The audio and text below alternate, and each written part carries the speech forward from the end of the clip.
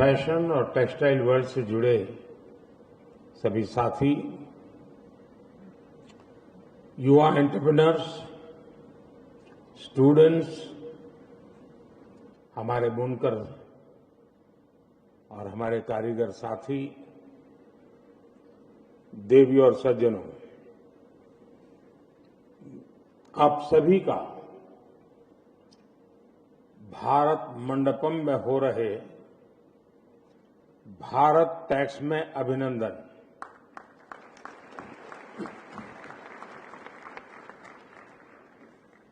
आज का ये आयोजन अपने आप में बहुत खास है। खास इसलिए क्योंकि ये एक साथ भारत के सबसे बड़े 2 एग्जीबिशन सेंटर्स, भारत मंडपम और यशोभूमि, एक साथ दोनों में हो रहा है।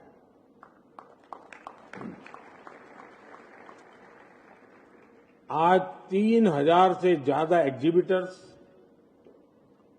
100 देशों के करीब 3000 खरीदार,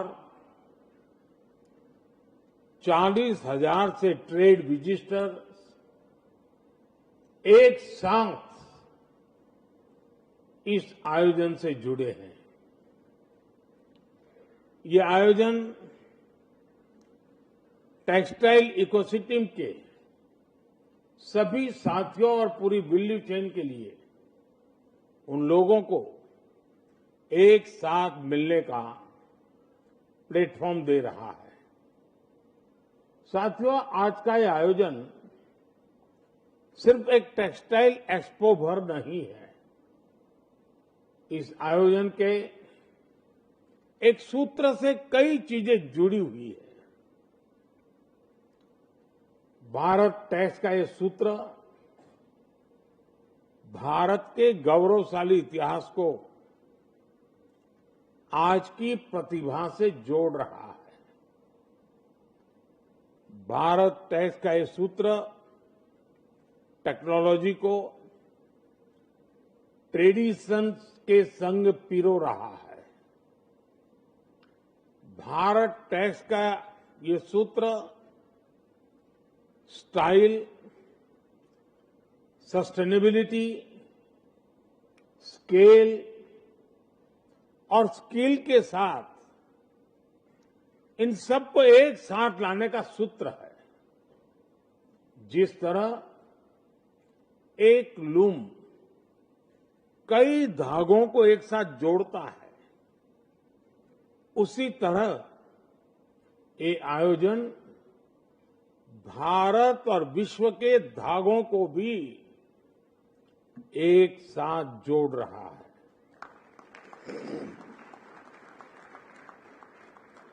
और मैं अपने सामने देख रहा हूं, ये स्थान भारत के विचारों की विविधता और एक सूत्र में जोड़ने वाली सांस्कृतिक एकता का भी स्थल बन गया है। कश्मीर की कानी शॉल, उत्तर प्रदेश की चिकनकारी, जरदोजी, बनारस सिल्क, गुजरात का पटोला और कच्छ की कढ़ाई, तमिलनाडु का कांजीवरम, ओडिशा की संबलपुरी और महाराष्ट्र की पैठनी, ऐसी अनेक परंपराएं अपने आप में बहुत अनूठी है। मैंने भी भारत की पूरी वस्त्र यात्रा को दर्शाती एग्जीबिशन को देखा है। ये एग्जीबिशन दिखाती है कि भारत के टेक्सटाइल सेक्टर का इतिहास कितना गौरवशाली रहा है, उसका सामर्थ्य कितना ज्यादा रहा है। साथियों, आज यहां टेक्सटाइल वैल्यू चेन के अलग अलग सेगमेंट से जुड़े स्टेक होल्डर्स मौजूद हैं। आप भारत के टेक्सटाइल सेक्टर को भी समझते हैं, हमारी एस्पिरेशंस और चैलेंजेस से भी परिचित है। यहां बड़ी संख्या में हमारे बुनकर साथी हैं, कारीगर साथी हैं, जो जमीनी स्तर पर इस वैल्यू चेन से जुड़े हैं। कई साथियों का तो इसमें अनेक पीढ़ियों का अनुभव है। आप जानते हैं कि भारत ने आने वाले 25 साल में विकसित राष्ट्र का संकल्प लिया है। विकसित भारत के 4 प्रमुख स्तंभ हैं: गरीब, युवा, किसान और महिलाएं। और भारत का टेक्सटाइल सेक्टर इन चारों यानी गरीब, युवा, किसान और महिलाएं सभी से जुड़ा हुआ है। इसलिए भारत टैक्स ऐसे इस आयोजन का महत्व बहुत बढ़ जाता है। साथियों, विकसित भारत के निर्माण में टेक्सटाइल सेक्टर का योगदान और बढ़ाने के लिए हम बहुत विस्तृत दायरे में काम कर रहे हैं। हम ट्रेडिशन, टेक्नोलॉजी, टैलेंट और ट्रेनिंग पर फोकस कर रहे हैं। हमारी जो पारंपरिक विधाएं हैं, इनको आज के फैशन की डिमांड के हिसाब से कैसे अपडेट किया जाए, डिजाइन को कैसे नयापन दिया जाए, इस पर बल दिया जा रहा है। हम टेक्सटाइल वैल्यू चेन के सभी एलिमेंट्स को 5 के सूत्र से एक दूसरे से जोड़ रहे हैं। और मुझे लगता है शायद जब तक आपका ये कार्यक्रम चलेगा 50 लोग होंगे जो आपको बार बार 5 सुनाते रहेंगे, इसलिए भी आपको कंठस्थ हो जाएगा। और वहां जाएंगे एग्जीबिशन में तो वहां भी बार बार 5 आपके सामने आएगा। ये 5 की यात्रा फार्म, फाइबर, फैक्ट्री, फैशन और फॉरेन, एक प्रकार से पूरा दृश्य हमारे सामने है। 5 के इसी सिद्धांत को ध्यान में रखते हुए हम किसान, बुनकरों, एमएसएमई, एक्सपोर्ट सभी को प्रोत्साहित कर रहे हैं। एमएसएमई को आगे बढ़ाने के लिए हमने कई अहम कदम उठाए हैं। हमने इन्वेस्टमेंट और टर्नओवर के लिहाज से एमएसएमई की परिभाषा में भी संशोधन किया है। इससे उद्योगों का स्केल और साइज बड़ा होने के बाद भी उन्हें सरकार की योजनाओं का लाभ मिल सकेगा। हमने कारीगरों और बाजार के बीच की दूरी कम की है। देश में डायरेक्ट सेल्स, एग्जीबिशंस और ऑनलाइन प्लेटफॉर्म जैसी सुविधाएं बढ़ाई गई हैं।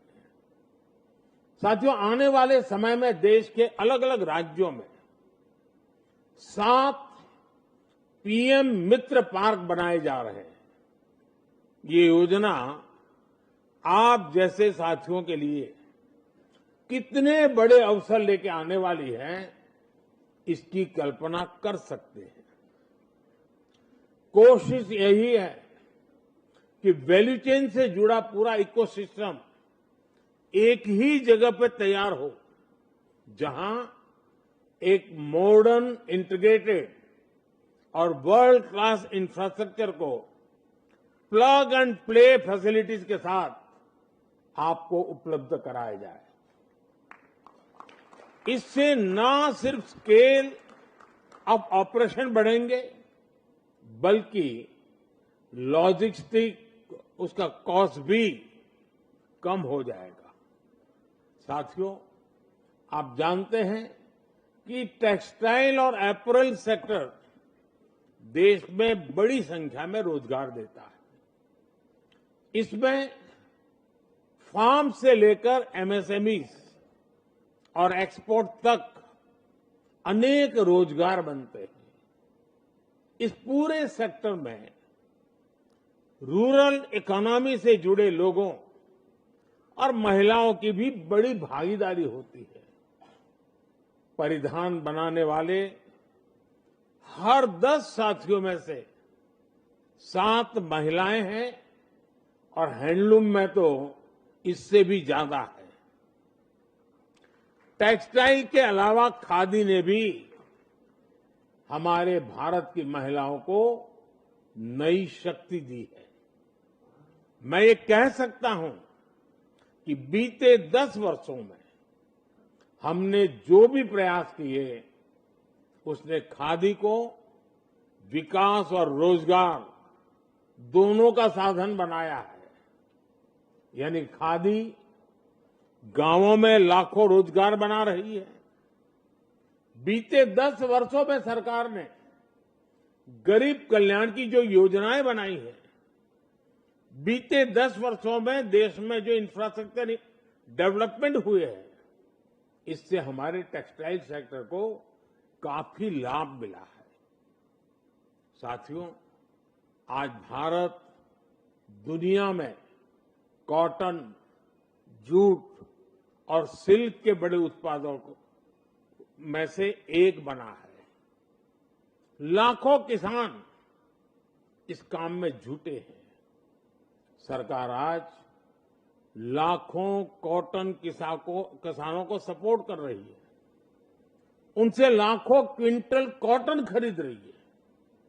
सरकार ने जो कस्तूरी कॉटन लॉन्च किया है, वो भारत की अपनी पहचान बनाने की ओर एक बड़ा कदम होने वाला है। हम आज जूट किसानों और जूट श्रमिकों के लिए भी काम कर रहे हैं। हम सिल्क सेक्टर के लिए भी लगातार नए इनिशिएटिव ले रहे हैं। 4A ग्रेड सिल्क के उत्पादन में हम आत्मनिर्भर कैसे हो, इसके लिए प्रयास चल रहा है। परंपरा के साथ साथ हम ऐसे सेक्टर्स को भी प्रमोट कर रहे हैं जिसमें भारत को अभी बहुत कुछ हासिल करना बाकी है। जैसे टेक्निकल टेक्सटाइल के क्षेत्र में हम तेजी से आगे बढ़ रहे हैं। आप जानते हैं कि टेक्निकल टेक्सटाइल सेगमेंट का पोटेंशियल कितना अधिक है। इसलिए अपनी कैपेसिटी बढ़ाने के लिए हमने नेशनल टेक्निकल टेक्सटाइल मिशन को लॉन्च किया है। हम चाहते हैं कि इसके लिए मशीनरी और उपकरण का विकास भी भारत में हो। इसके लिए जरूरी गाइडलाइंस भी जारी की गई है। टेक्निकल टेक्सटाइल में स्टार्टअप्स के लिए बहुत स्कोप है। इसके लिए भी गाइडलाइन बनाई गई है। साथियों, आज की दुनिया में जहां एक तरफ टेक्नोलॉजी और मैकेनाइजेशन है, तो दूसरी तरफ यूनिकनेस और ऑथेंटिसिटी की डिमांड भी है। और दोनों के साथ रहने के लिए पर्याप्त जगह भी है। जब भी हैंडमेड डिजाइन या टेक्सटाइल की बात आती है, अनेकों बार हमारे कलाकारों का बनाया कुछ न कुछ दूसरों से कुछ अलग दिखता है। आज जब सारी दुनिया में लोग एक दूसरे से अलग दिखना चाहते हैं, तो ऐसी कला की डिमांड भी और बढ़ जाती है। इसलिए आज भारत में हम स्केल के साथ ही इस सेक्टर में स्किल पर भी बहुत जोर दे रहे हैं। देश में national institute of fashion technology यानी निफ्ट का नेटवर्क 19 संस्थानों तक पहुंच चुका है। इन संस्थानों से आसपास के बुनकरों और कारीगरों को भी जोड़ा जा रहा है। उनके लिए समय समय पर विशेष प्रोग्राम रखे जा रहे हैं ताकि उन्हें नए ट्रेंड, नई टेक्नोलॉजी की जानकारी मिल सके। स्किल डेवलपमेंट और कैपेसिटी बिल्डिंग के लिए हम समर्थ योजना चला रहे हैं। इसके तहत 2.5 लाख से अधिक व्यक्तियों को ट्रेनिंग दी जा चुकी है। इनमें से अधिकतर महिलाएं हैं और इनमें से 2.25 लाख से ज्यादा साथी इंडस्ट्री में प्लेस भी हो चुके हैं। साथियों, बीते दशक में हमने एक और नया आयाम जोड़ा है। ये आयाम है वोकल फॉर लोकल का। आज पूरे देश में वोकल फॉर लोकल और लोकल टू ग्लोबल का जन आंदोलन चल रहा है। आप सब तो अच्छी तरह जानते हैं कि छोटे छोटे बुनकरों, छोटे छोटे कारीगरों, लघु और कुटीर उद्योगों के पास राष्ट्रीय स्तर पर एडवर्टाइजमेंट के लिए, मार्केटिंग के लिए बजट नहीं होता और हो भी नहीं सकता है। इसलिए इनका प्रचारक आप करें या न करें, मोदी कर रहा है।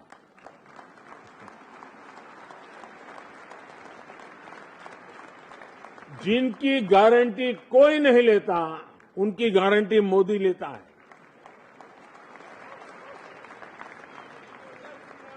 हमारे इन साथियों के लिए भी सरकार देश भर में एग्जीबिशन से जुड़ी व्यवस्थाएं बना रही है। साथियों, एक स्थिर और दूरगामी नीतियां बनाने वाली सरकार का सकारात्मक प्रभाव इस सेक्टर की ग्रोथ पर साफ देखा जा सकता है। 2014 में भारत के टेक्सटाइल मार्केट का वैल्यूएशन 7 लाख करोड़ रुपए से भी कम था। आज ये 12 लाख करोड़ रुपए को भी पार कर गया है। पिछले 10 साल में Bharat yarn production, fabric production और एपरल प्रोडक्शन तीनों में ही 25% की बढ़ोतरी हुई है। सरकार का जोर इस सेक्टर में क्वालिटी कंट्रोल पर भी है। 2014 के बाद से ऐसो 380 के करीब BIS स्टैंडर्ड्स बनाए गए हैं, जो टेक्सटाइल सेक्टर की गुणवत्ता को सुधारने में मदद कर रहे हैं। सरकार के ऐसे प्रयासों की वजह से ही इस सेक्टर में विदेशी निवेश भी लगातार बढ़ रहा है। 2014 के पहले के 10 वर्ष में जितना FDI आया था, उससे लगभग 2 गुना FDI इस सेक्टर में हमारी सरकार के 10 साल में आया है। साथियों, भारत के टेक्सटाइल सेक्टर की ताकत को हमने देखा है और इससे मुझे बहुत अपेक्षाएं हैं। आप सभी क्या कुछ कर सकते हैं, ये हमने कोविड के दौरान अनुभव किया है। जब देश और दुनिया PPE किट्स और मास्क की भारी कमी से जूझ रही थी, तो भारत का टेक्सटाइल सेक्टर आगे आया। सरकार और टेक्सटाइल सेक्टर ने मिलकर पूरी सप्लाई चेन को एकजुट कर दिया। रिकॉर्ड समय में देश ही नहीं बल्कि दुनिया तक पर्याप्त मास्क और किट पहुंचाए।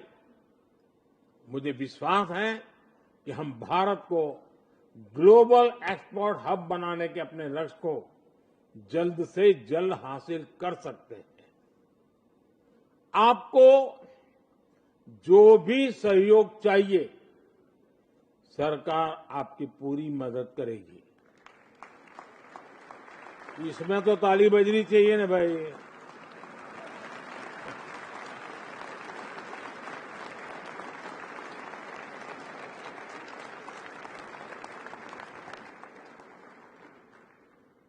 लेकिन अभी भी मुझे लगता है जी, आपके जो भी एसोसिएशन हैं वो भी बिखरे हुए हैं,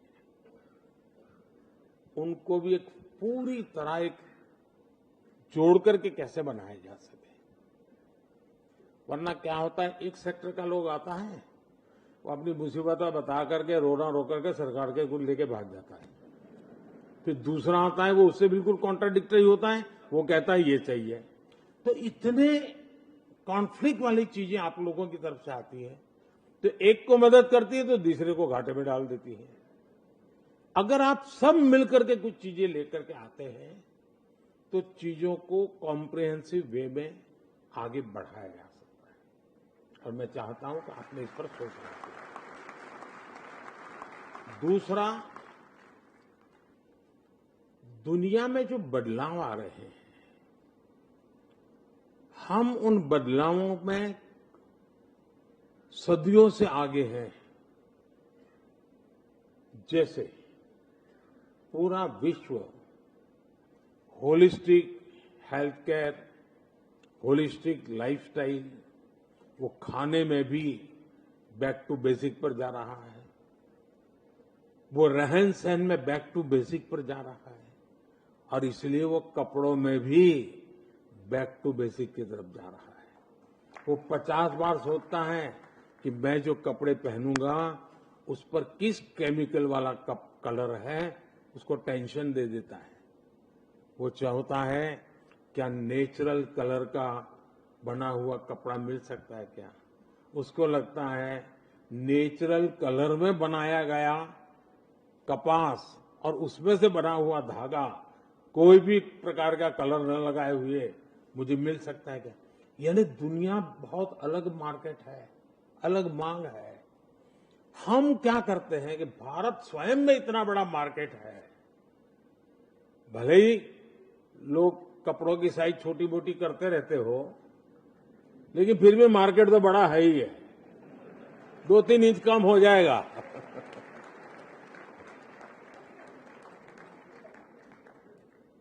और इसलिए बाहर देखने की इच्छा ही नहीं होती।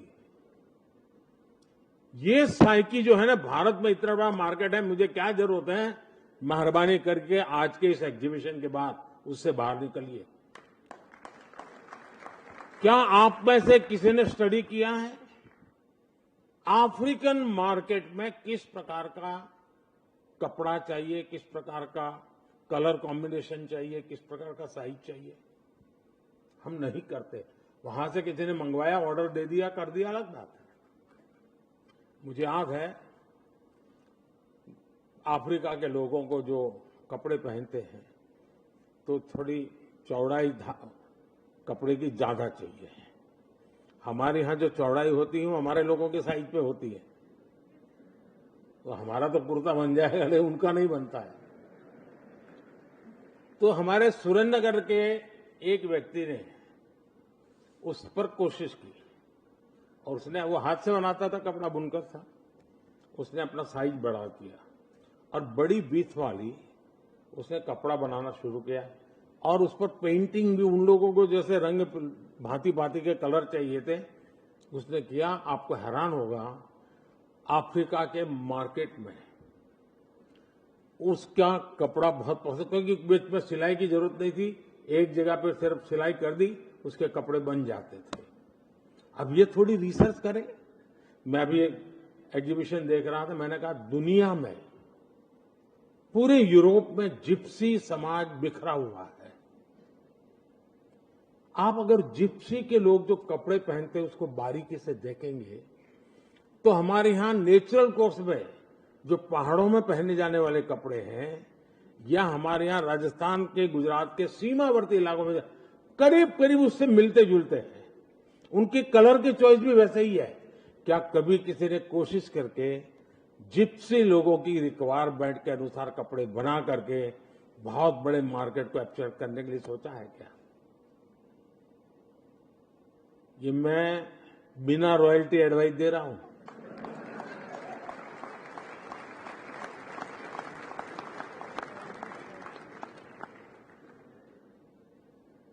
हमने सोचना चाहिए, दुनिया को इन चीजों की जरूरत है।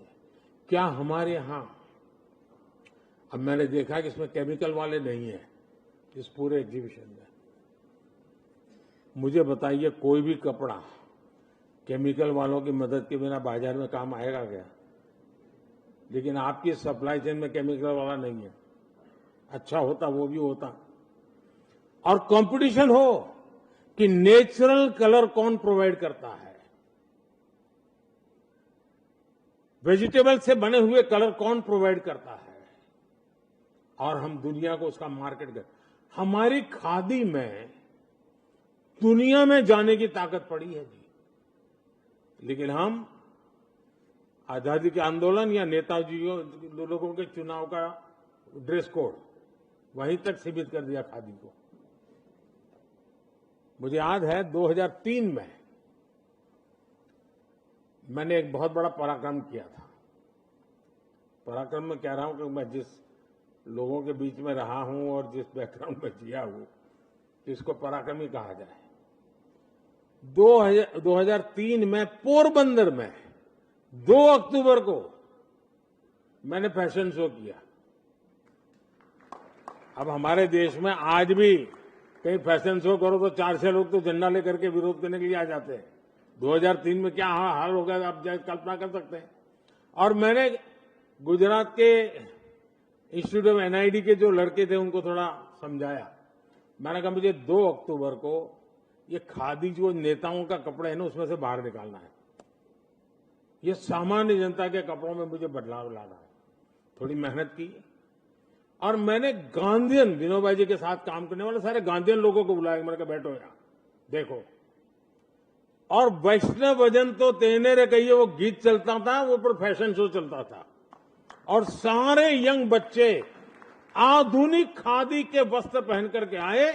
तो मुझे बालजी, विनोबा जी के एक साथी थे बालजी, वो अब तो रहे नहीं रहे, वो मेरे साथ बैठे, बोले हमने तो कभी खादी का ये सोचा ही नहीं पहलू, यही सच्चा रास्ता है बोले।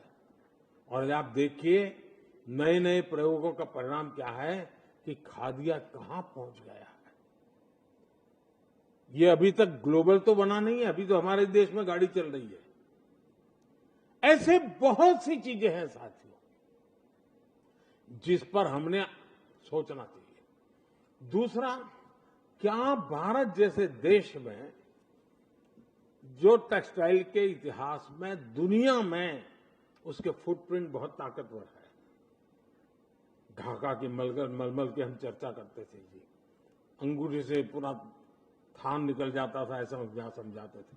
अब क्या कथा ही सुनाते रहेंगे क्या हम टेक्सटाइल टेक्नोलॉजी से जुड़े हुए मशीन मैन्युफैक्चरिंग, उसके लिए रिसर्च,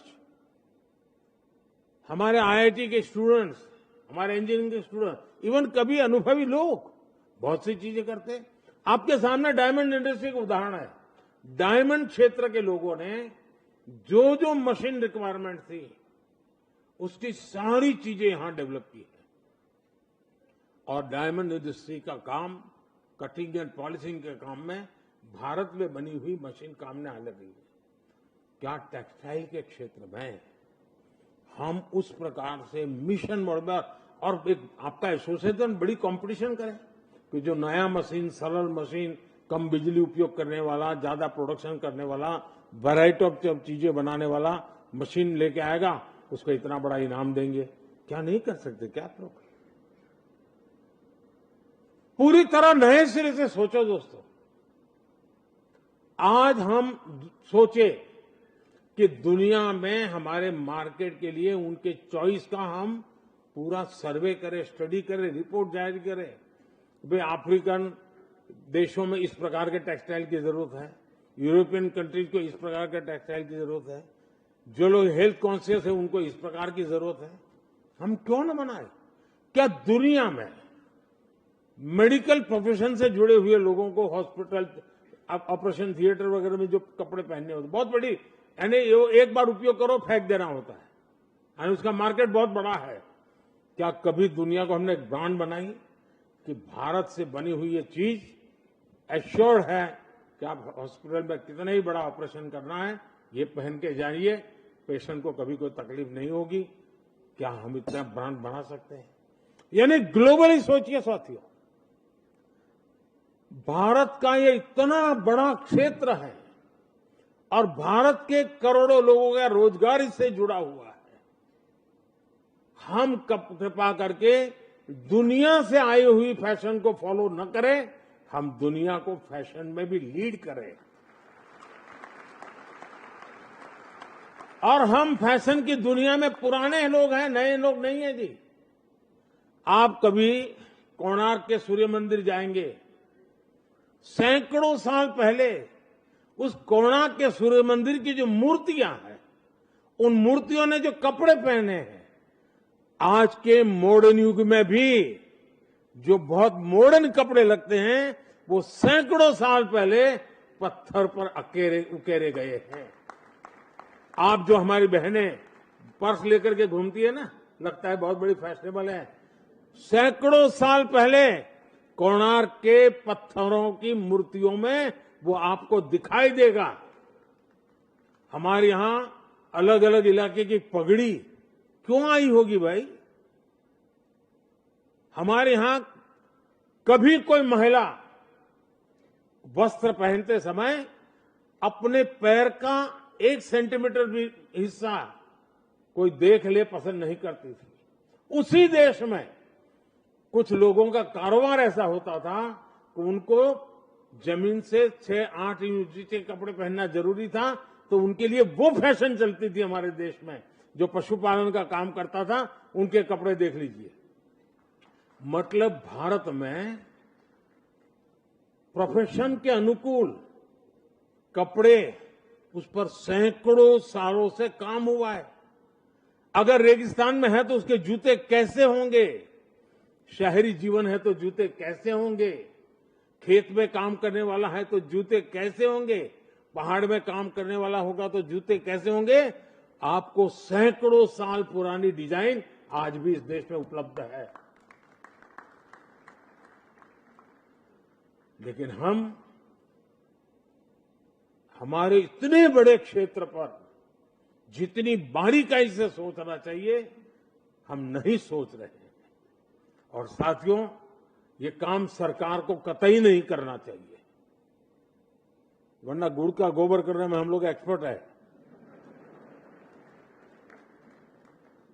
सरकार जितनी बार, मेरा तो मत है, लोगों की जिंदगी में से सरकार को मैं निकाल देना चाहता हूं जी।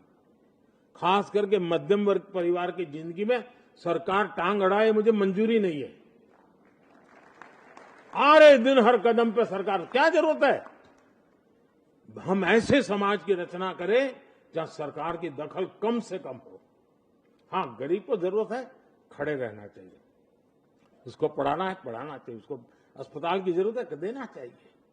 बाकियों की जो टांग अड़ाने वाला सरकार की आदत है ना, मैं उसके खिलाफ 10 साल से लड़ाई लड़ रहा हूं और आने वाले 5 साल में तो पक्का करके रहूंगा।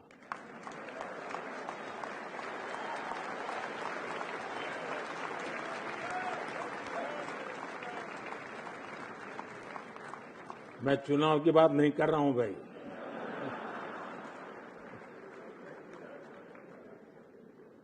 नहीं, मेरा कहने का तात्पर्य है कि आप लोग, हां, सरकार एक कैटलिक एजेंट के रूप में आपके जिन सपने हैं उसको पूरा करने में जो जो रुकावटें हैं दूर करने का काम करें।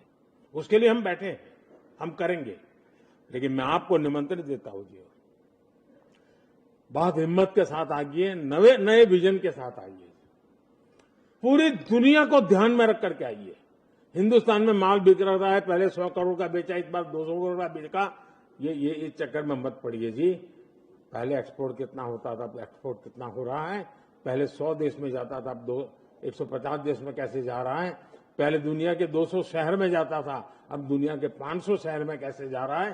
पहले दुनिया के इस प्रकार का मार्केट में जाते, अब दुनिया के 6 नए मार्केट को हमने कैसे कैप्चर किया, इस पर सोचिए। और आप एक्सपोर्ट करोगे तो हिंदुस्तान के लोगों के कपड़े भी ना रह जाएंगे, ऐसा नहीं होगा, चिंता मत करो। यहां के लोगों को जो चाहिए वो कपड़े मिल ही जाएंगे। चलिए, बहुत बहुत धन्यवाद।